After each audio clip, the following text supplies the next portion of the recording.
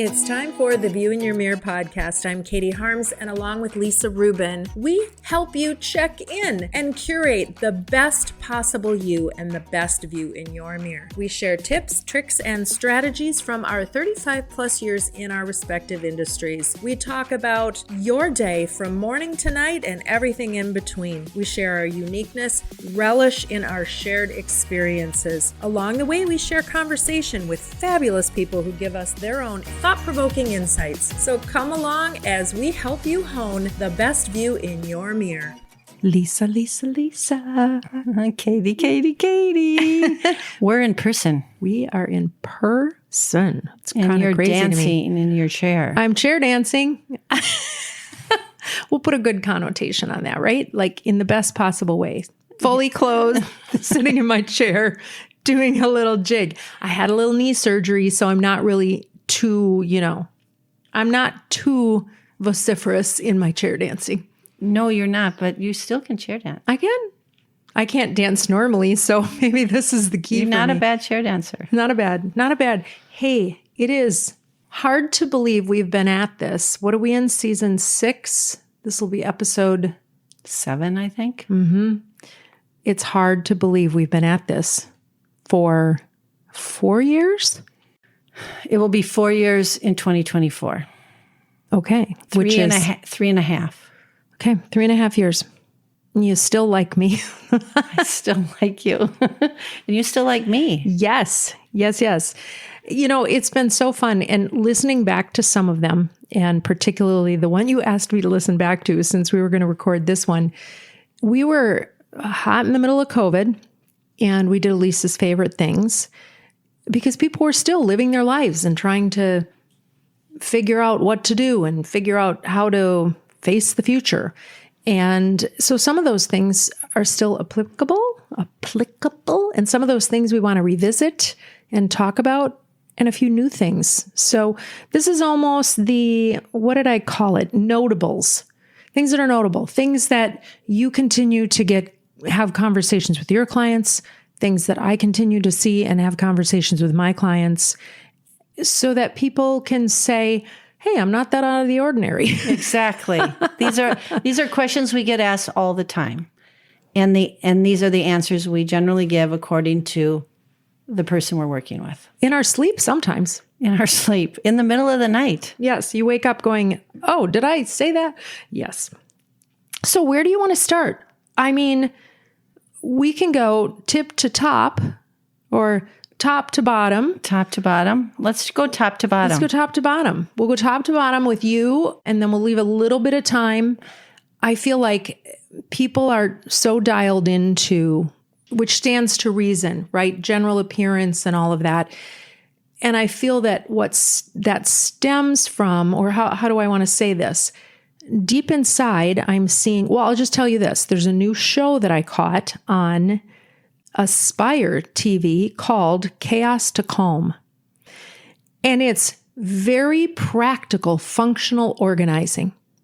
So they're not going in and doing, you see it all over social media where they have taken spaces and just completely redone them in such a manner that I don't know how many bins they bought, and I don't know how many, and I don't even know how realistic they are, right? They're really show pieces, but they're not really how you would live unless you're a very small percentage of people. So what I love about this show is it is functional organizing. And what they said on there the last time I watched it is that if you can get your physical space together, it will help your mental space, which is something that I've been saying from the beginning, right? Right. So you come in and you touch on this with your clients as well, right? And I'm doing more of the functional spaces and giving them and then handing them over to you because I have picked up some stuff from osmosis, but you are the master of your universe. So I would say for what I'm seeing is people really starting to take the areas of their home that make a difference when they come in to have the warm, welcoming areas, when they come into their mudrooms to not have things so out of control that they can't find anything. I'm starting to see more people thinking in those realms, right? And editing. I think editing is a big thing. So I think we can't talk about what you're doing without talking about what I'm doing on the base of it. I agree. So maybe we should start with you. I said about all I want to say. No. Oh, no. I just think it's something to keep in the back of your mind when we're talking about all of this, right? No, I agree. I mean, good example is that when I get a new client or I haven't gone to a client's house or done a virtual and I want to get into their closet and look at everything, right? They're most concerned about me coming in their house, right? Because when I walk in the front door, there's a path we take and there's apologies all the way to the closet, right? And I keep saying, I'm not here to look at your house or to look at your space. I'm here to just talk about the clothes in your closet. But you know that people think about that every day. They come home from work, they come home from taking their kids all day, and they walk in and there's that feeling, right? Mm-hmm. And so if we can help in any way, whether it be the closet or the house, to just do very small, minor things that will make a huge difference, that's what we're here to do. And I think really sometimes it's just being able to look at the space differently, right? To have someone come in, whether it's me or some other organizational specialist come in and say, hey, you know what? I'm seeing how you're living. I'm asking all the questions to get an idea of what's working, what's not working. And here are the suggestions I'm going to make for you that aren't going to break the bank in some cases. And in other cases, maybe they're going to be large or, it really depends. It depends on what your budget is. But to have that conversation to say, I'm going to look at this a little differently. And why don't we put this piece of furniture over there that would be your place that you'd set things down on when you came in the house? Or you can direct the traffic here as opposed to here. And that's the fun of it, being able to go into a space and create what works out of what's already there with minimal additions. Now, very true. When we're doing a full closet remodel or something like that, let's face it, there are still many, many homes in the Twin Cities that have builder grade rods and shelves in there. And most people have realized, geez, I can get a lot more in there, or I can be a lot more organized even if I have not that much stuff. So I can find it in the morning. It's a more calm, I just think for your clients that are apologizing for their homes, what an awful way to have to live. Yeah, no, I always say, I actually tell them before I get there, because I do a lot of virtual closets now, which removes all that. And actually, to be honest with you, I'm more efficient doing a virtual closet because nobody has to worry about their house. Mm-hmm. So when I do come to someone's house and they do that, I have to again say, I really am not here to look at other spaces. That's not what I do. And I try to have them be a little more comfortable. But I think there's very few people that I walk into their house, I walk up to their closet, and they're proud of what I'm going to see. I've had many, and some of them I'm like, this is fantastic. You've done such a great job. Let's just go through your clothes now. And it takes me half the time, right? Right. And it takes them half the time too, right? Exactly. They're just probably busy, but they've got spaces for everything. They just need a refresh on what they've got as opposed to kind of designing it so that it works better. I mean, I've had people contact me and say, yeah, I opened the door and turned around and closed it again, or it's a little scary, or you wouldn't believe what I have. And yes, I would, because I've been doing this for 30 some years and I understand it. And there's no judgments that go with it. Right. We all lead very busy lives. And depending on where you are in your life, maybe your kids have gone away to school now and you've got a little bit more time. They're out of the house. And so you're starting to look at these things and going, I could maybe make some moves on getting rid of that or looking at it differently, or talking about what are the things that you're keeping? What are the keepsakes that you're keeping and why? And, it can be as simple as, how are you cooking in your kitchen? Are you running into each other because there's not a good flow? Do you have your knives in the right spot? Do you have your garbage in the right spot? Is your silverware where it needs to be? How about when you are done eating dinner and you have leftovers? Where do you keep all of the things to put your leftovers in? And then you're searching for the top that doesn't go with the bottom. And how do you do that? And you know what? There isn't one great way. That would be determined on how your house lives. Right. So I would not want to say, okay, my favorite product would keep the lids in one drawer and the top, and the base is somewhere else. I would need to see what we're working with because it all flows together. Right. Are you left-handed or right-handed when you're cooking? That makes a difference. That makes a huge difference. Yeah. I'm left-handed, so I understand that. Right? Me too. Where are your pots and pans? Where are your, it's funny because everyone, the things that I'll put up, I think I just had one recently where I got one of those water bottle holders that turns the water bottles on their side and slides in. And it was something I found on Amazon and it was really inexpensive and it really works. It's really great. It's kept that cabinet so much more organized. And I've gotten more comments on that than anything because it's just something so simple and easy. And it took me 15 minutes to pull everything out. And then when I got it all out of there, I'm like, really? Do I need every single one of these water bottles? No, I don't. Nobody does. But you get them from giveaways or whatnot, or there might be an occasional one actually purchased. But yeah, so some of those things, how you're storing your makeup, I think makes a huge difference in your bathroom and what kind of room you have. And I think it matters to what you're actually buying then, whether you're overbuying. Right. Well, if you can see it, you know what you have. That's right. And then when you running low, just order another one. And then as soon as it comes, you throw away the old one. Mm-hmm. Yep. Or you have your bin of your extras, depending. Right. Yeah. Linen closets are some of the most interesting closets to do. You never know what you're going to find in a linen closet. And let me say something about the linen closet or a place that you store all your stuff.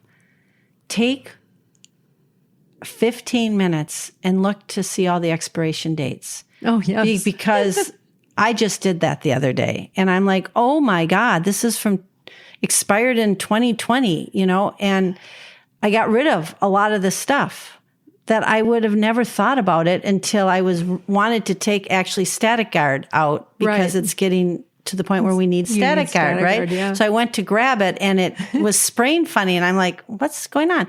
And I turned and it was expired in 2020. Well, clearly that's why it's not working. So then I went, oh my God, I got to look at all this stuff. And I threw away a whole garbage bag. So I would also encourage people to look at their linen closet or their cabinet or wherever they store extra stuff. Make sure it's not expired. I think my girls are probably all having a collective giggle listening to this part of it on expiration dates because I am notoriously bad at the kitchen refrigerator and expiration dates. And I am not. I'm a freak about making sure everything is fresh. I think, mostly it's up at our lake place where maybe it's sat over the winter or 2 or 3. But in the pantry, I'm calling myself out. I really am. I've been better. I've definitely been better over the past couple of years. But yeah, that is an area where I can definitely continue to improve. Well, okay. So hopefully that helps a lot of people for their house.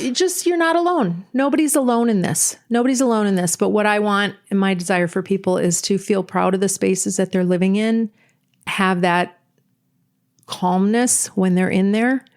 And even with many kids running around and even in small spaces, there's strategies that can help you to get there. And apartment living is very popular all over the world right now. Absolutely. And so you're living in smaller spaces. So if you can just take the time to do a little bit, like once a month, have a project, you'll feel so much better. Mm-hmm. Schedule it on your calendar. Block off a little bit of time. We're coming into the holidays, right? And there's decorations. And I think the biggest thing is when you get to the end of the decorations is how you're going to put them back. And do you have the right things to wrap them with? Get yourself some bubble wrap. Get yourself the proper bins that you can label and stack and that are the same size because it's so much easier then. Mm-hmm. So, and there are so many places now from Home Depot to Target to really that you can online that you can get product to help you be more organized and not break the bank. So we're going to take a quick break, and then we're going to come back and we're going to hit all the fun stuff, all the fun stuff, all the outward stuff. Stay with us. Are you ready to elevate your jewelry and gift buying experience? Then you need Continental Diamond. Since 1981, Helene and Jimmy Pessis have been operating Continental Diamond. Their staff is highly trained, exceptional, and have been with them for many years, and they will help you find the exact right gift. For the past 13 years, Continental Diamond has been named Minnesota Bride's best jeweler. Beyond engagement rings, they have a large selection of fashion jewelry, timepieces, and they have one of the most experienced service departments around. You can visit them online at continentaldiamond.com. Go in and give yourself the gift of that experience. It's a special place located just 10 minutes west of downtown Minneapolis, right outside the West End. Plan your visit. Continental Diamond, continentaldiamond.com. Well, Lisa, so we're talking about head to toe. We might as well start at the head. And I mean, the head. What sits on top of your shoulders on your body that generally has hair. Okay. So a big question I've been getting asked daily is a lot of people are getting their headshots redone. And they're getting like group office shots now. And they ask me, what should I wear? Do you have suggestions of what I should wear for my headshot? And of course, I will have a suggestion on what they should wear, but I always say that's not the important part for a headshot. The important part for a headshot is to make sure that your hair and some kind of makeup is on your face in order for you to look good on camera. And they're like, huh? I don't wear makeup. I don't want to wear makeup. I'm like, you don't have to wear makeup. But here are the important things you have to pay attention to. Is your eyebrows. So a lot of women don't have eyebrows and they don't care. But when you're getting a headshot, it's important to just color them in just a little bit so you have a little bit over your eye. Why do I tell you that? Because then you can see your eyes. A lot of women that don't have eyebrows at all might get tattooed eyebrows. They work great. You don't have to worry about them. Mascara, super important. Super important. If you've never worn mascara, if you're getting a headshot, put a little mascara on. And let's just talk about who has good mascara, because I've probably used 50 different tubes of mascara. There's a lot of good mascara out there. Of course, you can get eyelashes done if you want. There's maintenance to those eyelashes. They do cost money, but some people like to do it. I don't recommend you getting the very large butterfly eyelashes if you're a woman in the professional world, but doing a very small eyelash that looks very natural, then you don't ever have to put mascara on. But I think my favorite number one top mascara is from Thrive. Okay, still Thrive. Still Thrive. The Chanel mascara is really good too. But I love the Thrive mascara. They have two different kinds. They have one for length and one for, let's say, thickness. I forget the name of it actually, but there's two different ones. I personally buy both of them, and I put a little bit of each on my eyes. That's my favorite. But the other thing that is important is making sure that your skin is very moisturized before you take a headshot. Because if it's not, and you don't have a little teeny bit of foundation, if you're not a makeup person, you're not going to like how you look on camera. Sure, the photographer could take out the wrinkles and things like that, but the feeling of your skin and the brightness of your skin is important. So those women who do not want to put foundation on or a little bit of coverage, really moisturize your face, especially like a week before you know you're going to get your headshot. And the other big one is lipstick. I'm not telling you to wear bright red lipstick. I actually would tell you not to wear bright red lipstick, but wear something that has a little bit of color. Not a lot of shine, but a little bit of color. And you can line your lips a little bit so you have more definition. And what that's going to do is it's just going to brighten up your face so you see all the features of your face. Because a headshot is a headshot. It's not a body shot. It's a headshot. And then make sure you get your hair done. If you have longer hair, if you have shorter hair, you can do it yourself. But if you have longer hair that's a little curly, depending on where you live and it's humid, you don't want like wispy hair all over the place. Sure, some photographers will take that out, some won't. And if you've ever had a blowout before, you know how valuable that is. Katie does. Absolutely. And I recommend it before surgery. I was going to say that, but I didn't know if you wanted me. Katie had her hair blown out before she had surgery. But it made sense because you didn't want to stand and blow dry your hair after knee surgery, and you didn't want to have to worry about your hair. Exactly. That makes complete sense. I personally, as I've aged, my hair is dry. I can get 5-6 days between washes. Even people they're a little bit younger and it's not real dry, a good dry shampoo makes a big difference. Huge. And I would recommend you buying a better quality dry shampoo. A couple of them that I really like. It depends what you want the smell to be, because they all have an odor and a smell. I'm not into smelling my hair all day, but Orbe dry shampoo is fantastic, I think, and so is Moroccan oil dry shampoo, and actually so is Dry Bar dry shampoo. And just using a little dry shampoo like day 2 or 3, you can almost get a week out of your hair. Mm-hmm. Absolutely. And that saves you time in the morning. It does. It does. And I'll tell you what, the treat that I give myself, I don't do my eyebrows. I do my nails. But I do my hair on a fairly regular basis because it's always a fight. And I can sit there and I can go through emails, I can zone out, I can do whatever and have that experience of a blow dry, and it's fabulous. It's well worth the money. It's well worth the money. I wouldn't call it a luxury. I would tell you that it's more practical. If you have hair, that is right above your shoulder, longer. Well, and personally, for me, if I do my own hair, it takes me a good hour. Oh, me too. So it takes me a good hour. So if I'm washing my hair, and I can't get as long with it, right? So maybe I'm washing my hair every 4 days. So now I'm getting a blowout once a week. I'm saving time because it's 45 minutes in the chair, right, and it's an hour with drive time. So right. I've saved myself time. And then now let's circle back to the clothes, right? In a headshot. So what I recommend is for a professional headshot that you are going to be putting on social media or sending out if you're looking for a job, I would tell you to keep it very simple and very basic.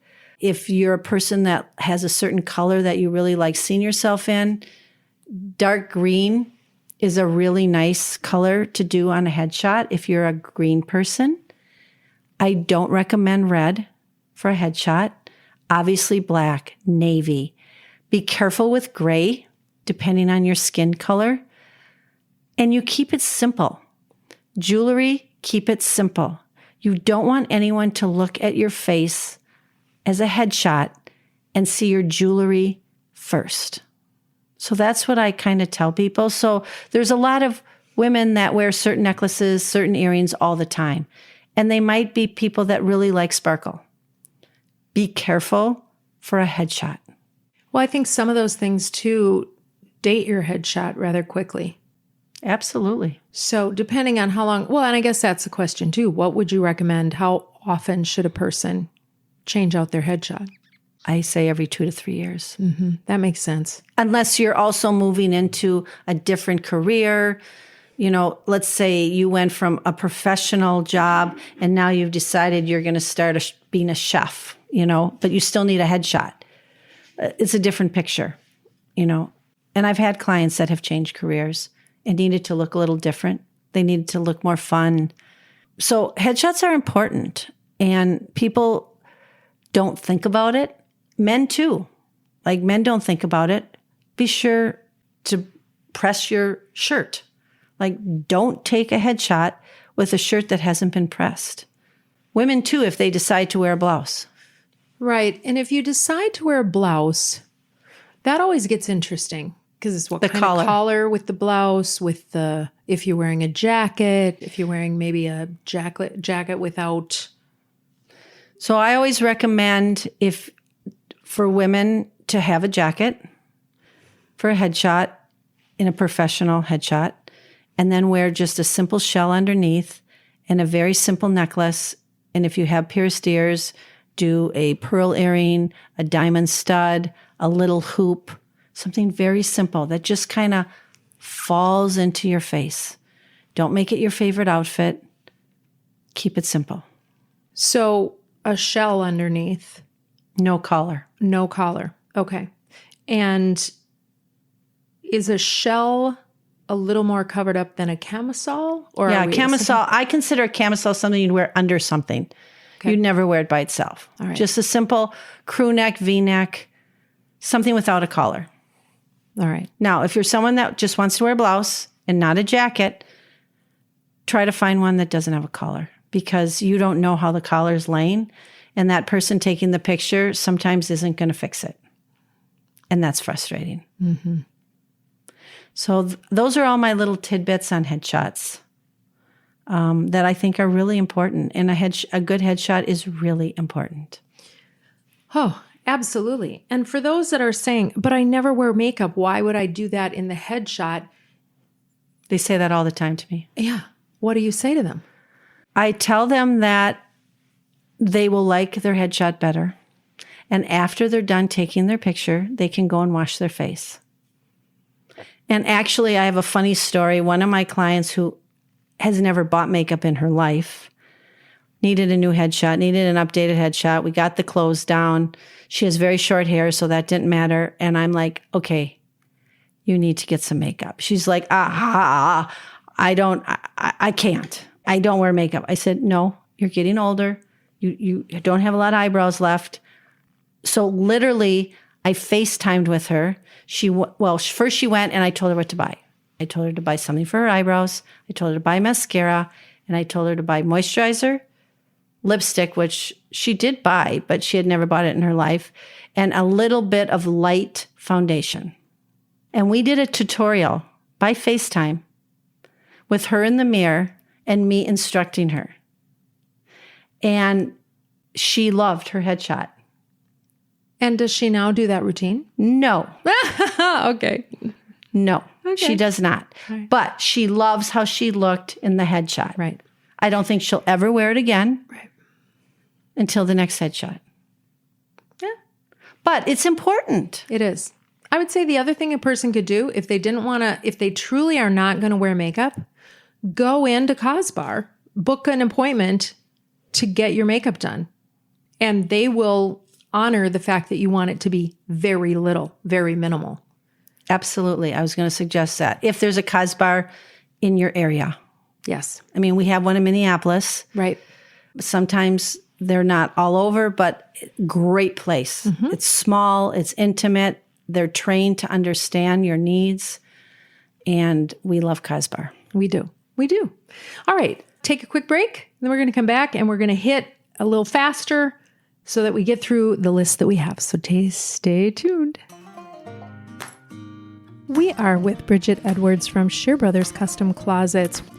Bridget, let's talk garages. What are you seeing in garage storage and organization? Garage storage is always nice. It's especially nice if you don't have a mudroom to store all those things like your kids' sporting equipment and boots and all those kinds of things that end up in the home. So we can outfit your garage with all kinds of different storage units and cabinets to keep your garage looking tidy and neat. We also do slat wall. We do workbenches. We do mega shelving, which really holds tons of weight and provides great storage for all those garage type things.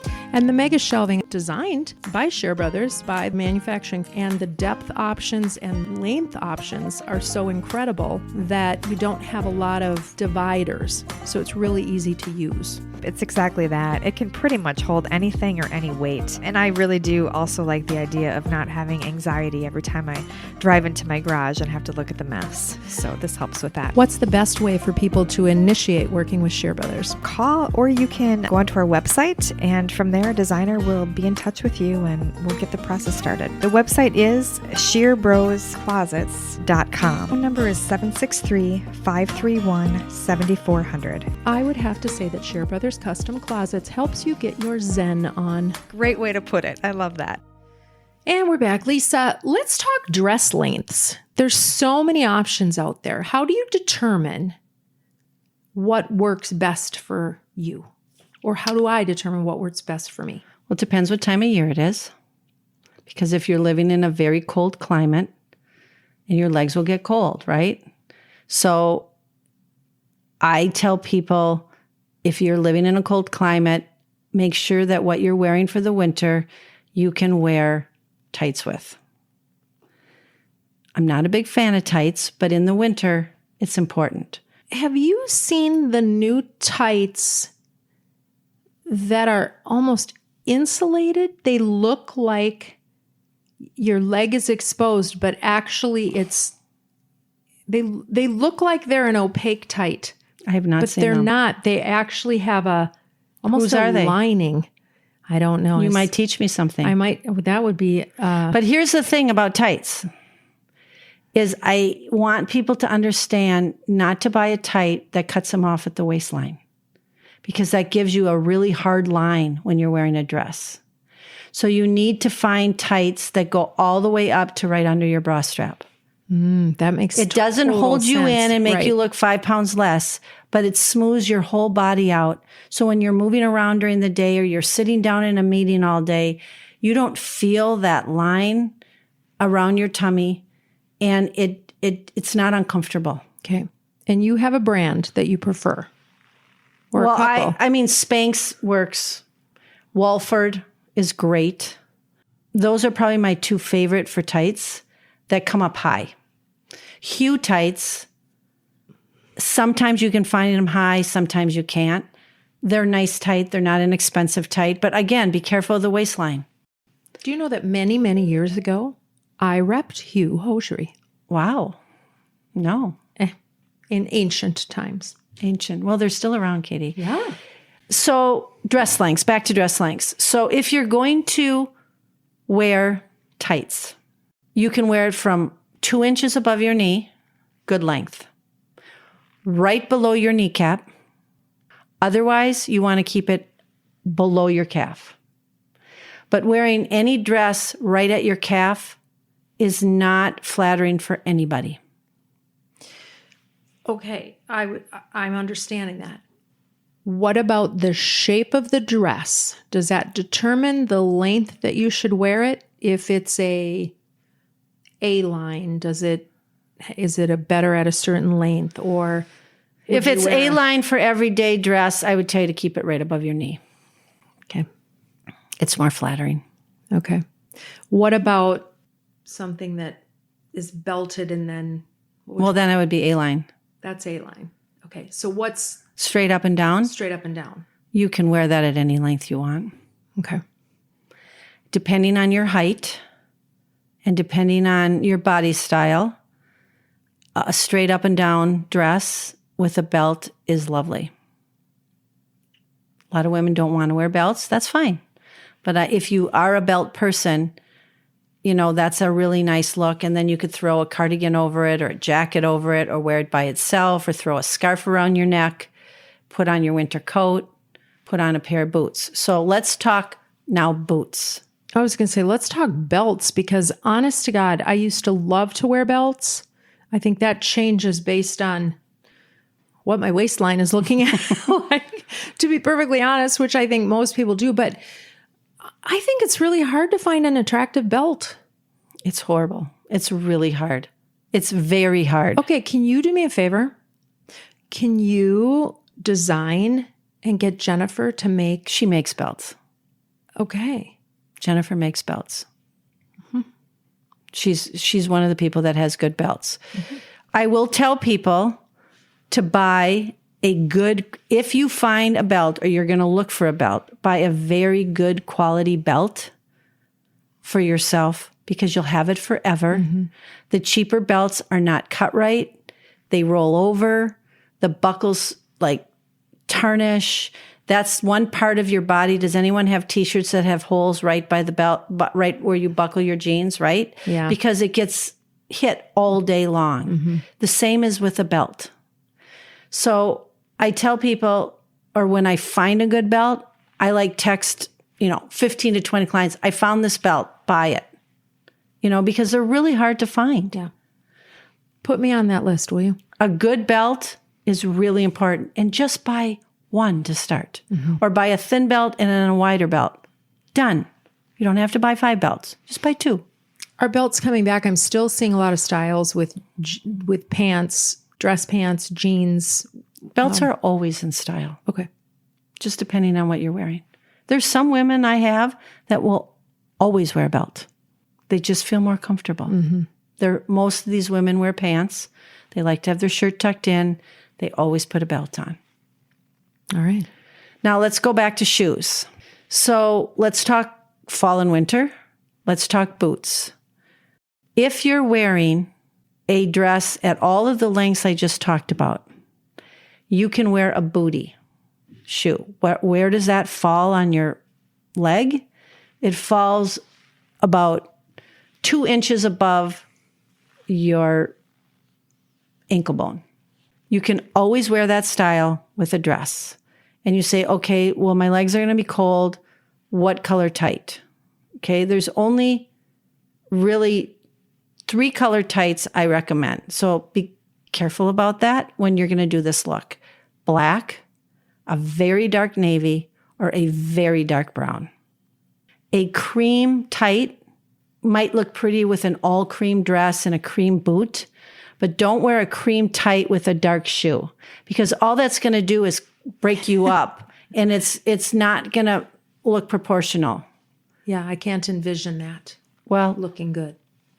there's people that, have asked me. So I'm just saying that you take the color that the bottom of the dress or the skirt, and that's how you do the tight. So if you're wearing dark brown skirt and you're going to wear a black shoe, wear black tight.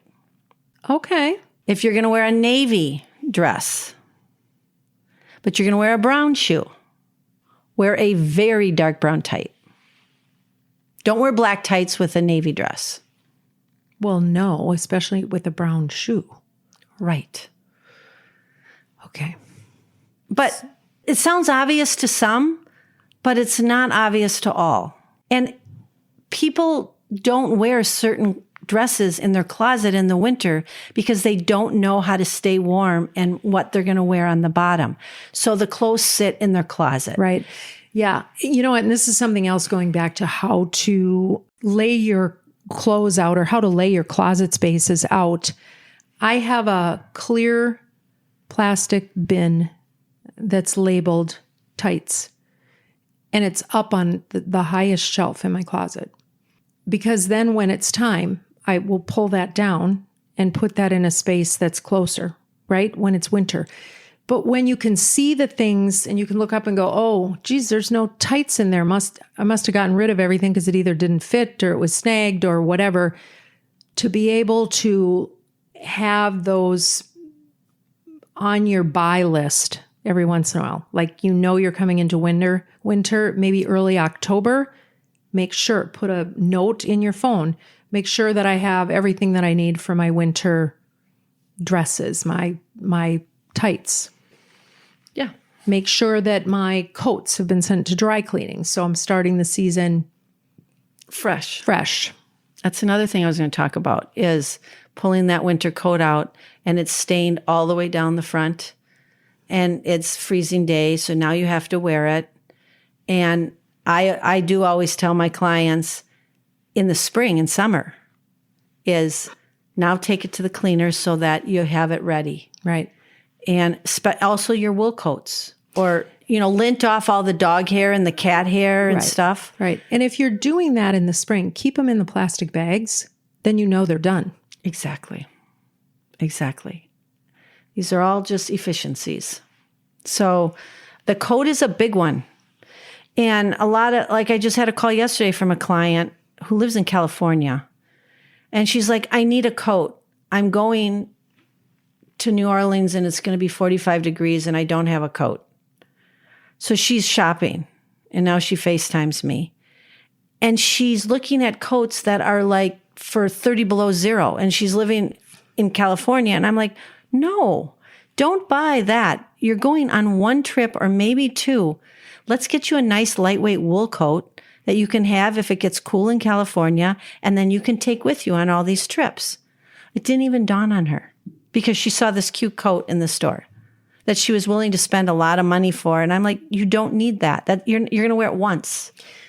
So again, efficiencies. Efficiencies. Okay. Now I want to touch on pants and particularly jeans, because talking about efficiencies and talking about that cute thing you're going to spend money on, I really want to dial into jeans because it is, admittedly to most people, their worst thing to try to buy. It's up there with a bathing suit. It's up there with a bathing suit. So anything goes still in jeans, although I'm not seeing ripped jeans. Not seeing that as much. They're still, it depends what part of the country and world you're in. Okay. They're still there. Okay. Anything's a go on jeans, I'm going to say. From dark denim to light denim. Generally in cold climates, the very light denim, I wouldn't recommend you wearing in the winter. Keep it closer to the darker denim. The wide leg jeans are in style right now. I don't think they're going to be around for a long time. If you're looking to buy a really good quality jean that you're going to have for 5 years, either do it boot cut or slim leg rather than the very wide leg, because those will stay in style. And if you have a slim leg jean that you love, but you're afraid to wear it because you don't think it's in style anymore, then take it to an alterations person and have them shorten it to right above your ankle. Now it's a crop jean, and then put a bootie on. Okay. And it will be a brand new pair of jeans. Freshen up what you have. So I also tell people to spend money on their jeans. Yeah. How many pairs of jeans do you think a person needs in their wardrobe? It depends what they do for a living. If they're wearing jeans every day or not, or if they're a stay-at-home mom. Mm-hmm. I would tell you that I think a woman should have one dressy dark denim pair of jeans that she loves so she can dress anything up. I think she should have a cropped pair of jeans. And I think she should have one basic pair of jeans. That would be minimal. All right. And what kind of investment, truly, if a person's going to look for a jean? For example, Madewell makes really good jeans if they'll fit you. And their jeans are around $120. I think that's minimal for something you're going to have for a long time. A lot of people don't think you can wash your jeans. You can wash your jeans unless you're buying a raw denim pair of jeans. But raw denim jeans are not comfortable. They're expensive and they're cool and they're very trendy. And you're not supposed to wash them. But they're not as comfortable. They're not soft. So that's up to you. I've sold jeans up to $700, right? But I think the average good quality jean, Les Gens, AG, Frame, Veronica Beard, all of these jeans range from $185 to $275 is kind of the average. Okay. So let's break this down, because you think if you do it right, you should have a jean from, let's just say 3 to 5 years, barring that you're going to wear it all the time. Yeah. Wear it all the time, or you're going to significantly change sizes. Right. Right. So you look at the average woman and how many pairs of jeans they have hanging or folded in their closet that are not being worn. Because they don't fit them. So what's the average? Do you walk in, is it 10 pairs? That's about right. So 10 pair of jeans. And what do you think? So if somebody's saying, oh, I found this on the sale rack, or I did that, or so I'm just, me and math. Let's just say they spent $70 on each of the jeans. They averaged out, right? Maybe they spent a little more. So they've got $700 invested in jeans that they're not wearing, that aren't fitting. Yeah. So they can get 3 pairs of jeans for $250 that they're going to have a pretty darn good shot is going to be a really exceptional pair that they're going to wear more. Absolutely. You're right. Another jean that's really good is it All American? No, that's not the name of it. It will come to me. it's another really good jean for a lot of people. But those are around $250. Mm-hmm. I found the cutest pair of jeans. I fell in love with them at Express.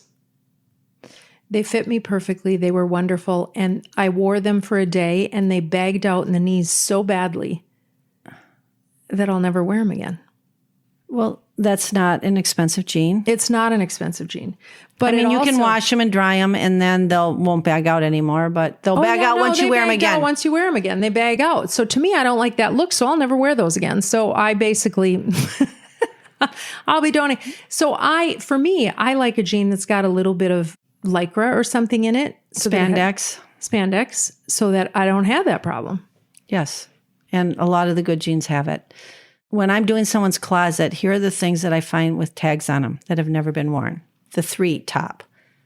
Jeans, shell blouses, shells to wear under jackets or whatever, always have tags on them.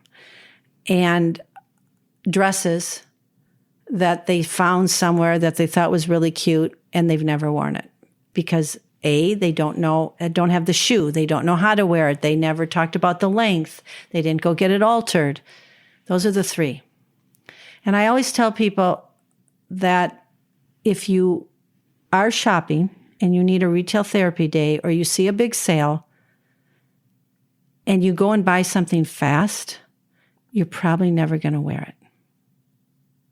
So really think about it. I had another client last week, right before Black Friday, and she said to me, Lisa, it's Black Friday. What can I buy? Because I just did her closet. And I said, essentials. They're always on sale. You can't go wrong. You can buy bras, underwear, camisoles, tights, nylons. Those are the things that you should buy in Black Friday. But we came up with a plan of what she needed. And I'm going to look for her for that. And of course, I'll try to find it on sale this time of year. But that's what happens. People are like, oh my God, that's on sale. I think I need to buy it, right? And then they get busy and then they forget to return it and they've spent this money and it sits in their closet. Mm-hmm. And those are the kind of things I try to avoid. And I think too, if you can get organized enough to have an area that things hang when you buy them that you can see if you're not wearing them. Yeah. So that you can get rid of them or get them out of there. Yeah. Yes. Oh my gosh. Such good information. And there's colored jeans. I didn't get into colored jeans. So anyone that will be willing to wear white jeans, I think everyone needs to pair one white jeans when it's hot in summer. Don't wear white jeans, even though it's really hot in the southern. I always tell people in Florida and all the hot weather places, don't put white jeans on in January. They're going to know you're on vacation. People that live in those communities don't wear white jeans. Rule of thumb. And then there's colored jeans, burgundy, navy, black. So if you wanted to add one of those, then I'd say 4, minimal. Do you have some good lightweight sweaters that can go kind of that in-between piece? You don't want to wear a blouse, but you don't want to wear a real heavy sweater. Something that would just be a perfect accent to a nice pair of jeans, maybe a jacket. Yeah. I mean, places to go to find those. Yeah. Do you have some brands? Well, I recommend cashmere sweaters. They fall into that category. Again, you can find very inexpensive, what they say is cashmere, and then very expensive cashmere. And then there's the middle road, right? There is quite a few lines that do great cashmere sweaters. One of them in particular is Bloomingdale's does a cashmere line called, I think, Sea Cashmere. And they have multiple different styles. They fit great. They come in short sleeve, long sleeve, crew neck, V-neck, turtleneck. I actually have one on right now. And they're great. And they have colors. So if you want a shell and it's soft and it's easy, I highly recommend those. But there's multiple companies that make that. And I tell people if you want to look for something like that, I would do it in August and September. That's when that stuff comes in. Nothing new comes in clothing-wise November, December through mid-January. Makes sense. You're not going to find anything new. The only thing you're going to find new in a store is a return. Makes sense. Last thoughts as we're going into the... Well, we didn't talk about shapewear and underwear, Katie, and I can't not do this again. We can't. We have to talk about bras because we haven't talked boobs for a while. We haven't talked boobs for a while, but I just want to make sure, and I need to give just a little speech, but again, it is so important. And I haven't really changed who I like for my people to come in. I mean, for my people to buy this stuff, but I want to just say it one more time. Okay? You have the floor or the microphone. Everybody needs to go get a proper bra fitting. Wherever you are in the world or in the community, find a place that you know does a good bra fitting. I don't say you have to go buy bras from them, but then try the clothes on, look at yourself in the mirror, and make sure you like it. After that, there is 2 online bra companies that I still love. One is Third Love, one is Honey Love. They make great bras. Highly recommend them. The Third Love does a half cup. So people that are always in between can try the half cup. The t-shirt bra is a great bra for someone that is small-chested. It works really well. Shapewear, camisoles is part of that. Hanro makes a beautiful, lightweight camisole that you can wear under all of your clothes. And I tell people that they wear that under their clothes and wash that so they're not dry cleaning and washing their sweaters and shirts all the time. But as a camisole, does it then protect There your are some underarm? that come up. There's ones that even are like t-shirts. All right. I don't know if Hanro makes those, but Hanro... There are brands out there. So Skims is another good one. Spanx, fabulous for that underpiece. Right. Honey Love also makes some really nice ones now. That will protect your sweaters. Yeah. Yeah. Yeah. So again, those are companies that I highly recommend that you can buy online. They sometimes have specials for shipping and all of that. And then underwear.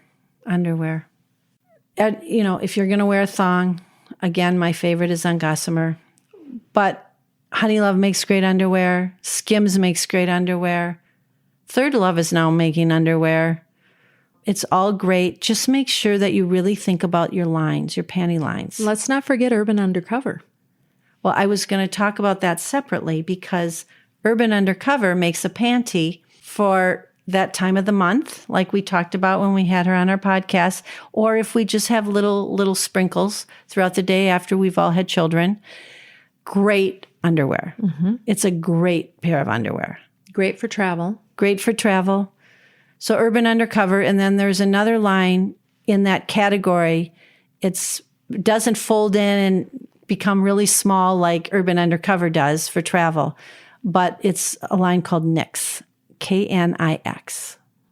Very good. Recommend those too. Very good.